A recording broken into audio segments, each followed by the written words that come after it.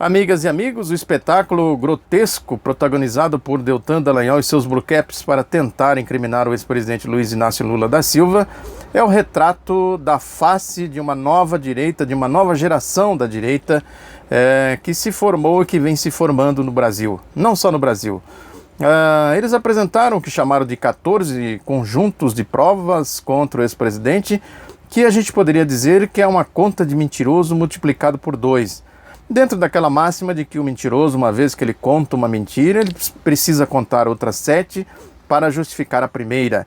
Nesse caso, eles tiveram que contar as 7 mentiras 2 vezes, formando aí o conjunto das 14 mentiras, que é uma grande mentira. Tudo que eles apresentaram realmente uma coisa deplorável, lamentável, um espetáculo grotesco em essência. Deltan e Sérgio Moro e toda a sua trupe, na verdade é a cara, é o retrato aí dessa geração que se formou na direita, né, no mundo do capital, do dinheiro, dos anos 1990 para cá, com o fim do bloco socialista, a crise do keynesianismo, a crise da social-democracia, né, e esta direita foi adquirindo essa nova face. Também já foram chamados de IUPs, retratados aí em alguns filmes de Hollywood, a turma de Wall Street, a turma do dinheiro, Deltan, Sérgio Moro, aquela turma toda ali da Operação Lava Jato, é a cara dessas camadas intermediárias que se imaginam aburguesadas, que expressam esse pensamento mais reacionário, mais atrasado, mais comprometido com esse mundo do dinheiro, do capital. São serviçais desse mundo, na verdade. Gente que ignora a realidade do povo, completamente alienada dos conceitos de democracia, de civilização, de sociologia, de filosofia, de urbanidade, que não é à toa que tem aí os seus discípulos que saem pelas ruas destilando ódio, a turma do ódio, da boca suja, que tem os seus representantes também parlamentares, no judiciário, que tem exatamente esse comportamento.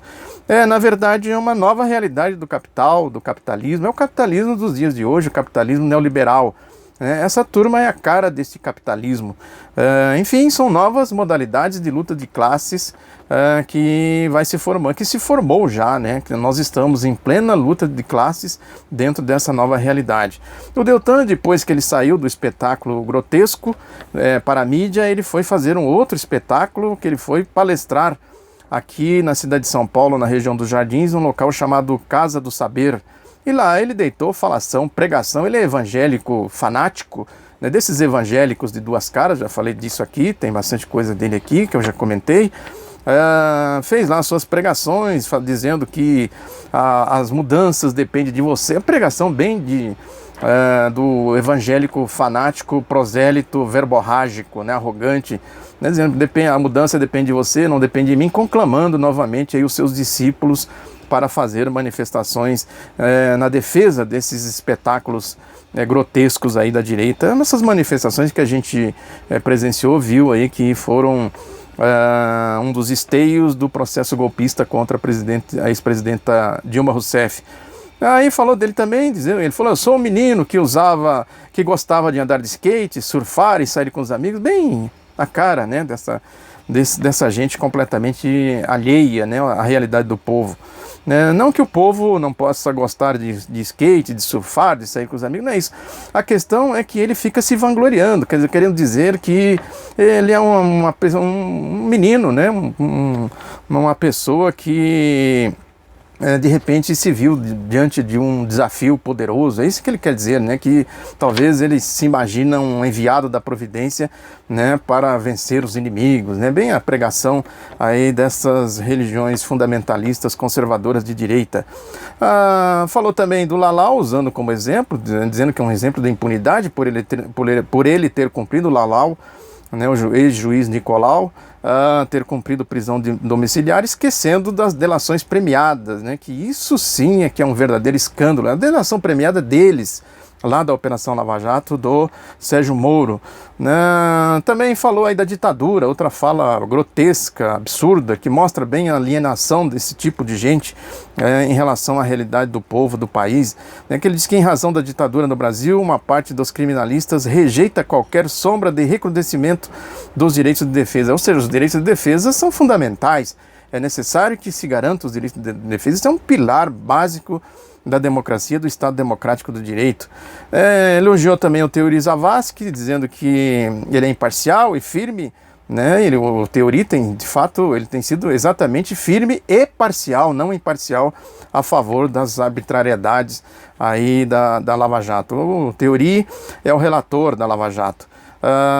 E ele disse que, por isso, que tem bom destino, né, elogiando o Teori Zavascki, e disse que, entre aspas aqui, falou literalmente isso, né, dizendo, mas se a relatoria ficasse com alguns ministros que são hipergarantistas, o caso teria morrido. Hipergarantistas são aqueles que garantem o Estado Democrático de Direito ao cumprimento da lei e da Constituição. Teria morrido se tivesse caído na mão de quem defende a democracia. Enfim, uma desfaçatez, mais uma, né, deste procurador. Falou também do habeas corpus, que é outro pilar da democracia, isso é histórico. O habeas corpus é fundamental. Todas as ditaduras, quando querem perseguir politicamente alguém, trata exatamente de atacar o habeas corpus. Ele disse que isso tem um uso excessivo, fazendo críticas, enfim, em resumo, ao habeas corpus, um verdadeiro absurdo, mostra bem o pensamento desse tipo de gente. Defendeu também aí, dentro dos seus 10 projetos contra a corrupção, um projeto avançado pela direita, defendeu a ideia da prova ilícita, que é outro absurdo, outra coisa de ditadura. Até o Gilmar Mendes saiu aí a campo para fazer críticas a este absurdo. E ele encerrou a sua falação fazendo um chamado religioso conservador de direita, típico das suas pregações que ele anda pregando por aí. Que ele disse, abre aspas, eu não sei quais são as suas desculpas para não agir, para não ir para a rua, para não seguir a lógica aí dessa direita. Eu sabia quais eram as minhas. Entenda qual é a sua esfera de poder e, consequentemente, sua esfera de responsabilidade. Ou seja, querendo formar grupos, para apoiar as suas arbitrariedades, as suas diatribes. Foi exatamente o que ele fez, As suas diatribes foram apresentadas aí naquele conjunto de mentiras, das 14 mentiras. E é importante a gente observar que, assim como eles estão fazendo com o Lula, fizeram com a Dilma, quer dizer, vão procurando, procura aqui, procura ali, tenta por aqui, tenta por lá, até achar, quer dizer, cria o criminoso e depois vão procurar o crime, que é a acusação que eles estão fazendo aí ao ex-presidente Luiz Inácio Lula da Silva, com aquele diagrama ridículo que ele apresentou lá, mostrando fazendo aquele espetáculo grotesco, conforme eu já falei aqui. E ele se baseou num fato grave, que é a jurisprudência do mensalão, que é a teoria do domínio do fato. Quer dizer, cria-se a teoria de que o Lula é o arquiteto do esquema da Petrobras e em torno disso eles vão fazendo as acusações. Não à toa, ele falou muito do mensalão, ligando o que ele chamou de petrolão com mensalão, essa verborragia aí, esses adjetivos exagerados criados pela mídia, foram buscar o Marcos Valério, inserir o Marcos Valério, que vem aí com delação premiada, ou seja, eles não vão buscar provas porque não tem provas, mas vão buscar justificativas para os seus ataques ao ex-presidente.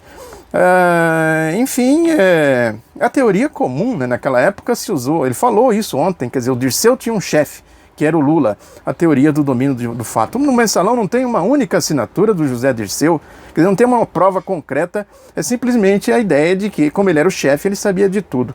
Um verdadeiro absurdo, uma verdadeira afronta à Constituição, à civilidade e ao Estado Democrático de Direito da direita. Enfim, eu falei aqui muito da platitude, da generalidade, que é a forma como eles tratam as coisas.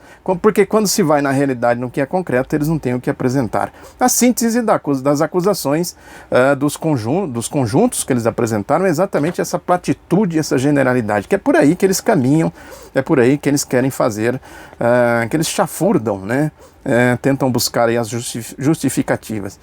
Um aspecto que precisa ser considerado também é essa questão do Cunha. A mídia está dando destaque que o Moro mandou, aliás, o Teori mandou o caso do Cunha para o Moro. Pode até ser que ele faça alguma coisa no sentido de punir o Cunha. Pode ser, porque é aquela história, não tá carta fora do baralho. né, para fazer aí uma maquiagem, fazer um teatro, enfim, pode ser. Eu acho muito difícil, mas a gente precisa sempre levar em conta que essa turma é astuta, essa turma é malandra, né, essa turma está muito instrumentalizada para fazer esse jogo da direita. Enfim, a gente viu algumas manifestações aí de direitistas clássicos, né, históricos e muito vincados com o projeto golpista, com o projeto da Operação Lava Jato, com o pé atrás, justamente pela situação toda que se formou de revolta, né, por conta da vulnerabilidade das chamadas provas que foram apresentadas. Também se manifestou a Grace Mendonça, nova chefe da agência da Advocacia Geral da União, dizendo que a Operação Lava Jato vai continuar, né, ao contrário do que disse o seu antecessor, o Fábio Osório, ela vai continuar nesse ritmo que a gente conhece, que a gente viu aqui, né, que ela foi, enfim, ela chegou no funil onde ela queria chegar, que era exatamente na perseguição política ao ex-presidente Luiz Inácio da Silva por representar, personificar toda a esquerda. É a tática que a direita sempre utilizou de atingir a imagem, né? Foi assim com Getúlio Vargas, já falei também disso aqui, Getúlio Vargas, né? Porque se a gente for analisar friamente, né, qualquer pessoa de bom senso que não se deixa levar pelo espetáculo da mídia, vai analisar friamente, vai chegar à conclusão de que o Lula está sendo vítima de uma farsa grotesca, grosseira, né, elementar, né, como foi no caso do Getúlio Vargas e outros tantos aí na nossa história. A gente viu também, é importante registrar aqui nesse conjunto para a gente ter uma ideia do conjunto do que significa essas acusações, a fala do Teori Zavascki, voltando atrás naquela história que ele falou que a defesa do Lula está tentando embaraçar as apurações, né? Ou seja, se a defesa não embaraçar as apurações, vai fazer o quê? Né? Quer dizer, a defesa vai ajudar as acusações? É uma coisa sem sentido, né? Não tem lógica, e tanto é que ele voltou atrás, mas voltou atrás malandramente, né? Porque o Teori a gente precisa ficar de olho nele, porque ele está completamente inserido aí nessa lógica da Lava Jato, do golpe. Manteve o Sérgio Moro, o mérito ele manteve, só se retratou em relação a essa questão da defesa, que é uma coisa lógica.